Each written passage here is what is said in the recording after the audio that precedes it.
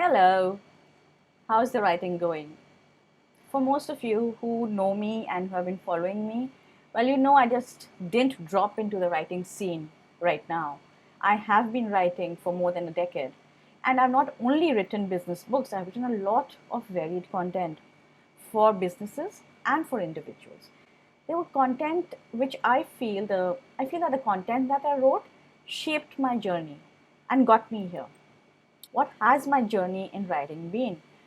I started off writing blog posts for corporates, moved on into writing white papers, and then took a short turn and started writing books for people.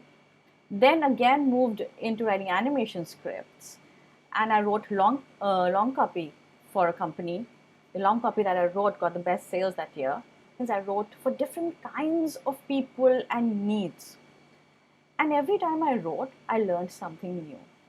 But the most important thing I learned was that I have to know who I'm writing for before I start writing.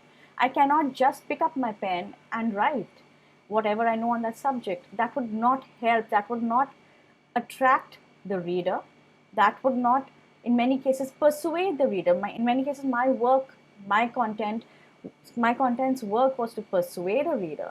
It was there to convince a reader. It was there to make the reader make a sales. How could that happen if I do not write for the reader? So then I had to have a very specific idea of who my reader is. And that is an idea that is very helpful when you're writing your expert books. Because expert books talk about a singular problem. They cannot go all over the place. And expert books need to be focused. Yes, there are some non-fiction books that are like rambling memories, which is okay as long as you know whom you are addressing in your document, in your content. It's all okay.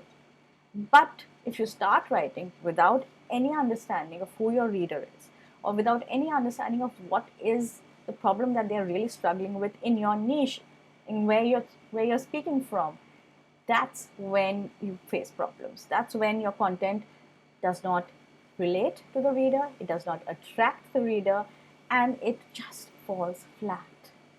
So think about it. When you write, talk to your reader.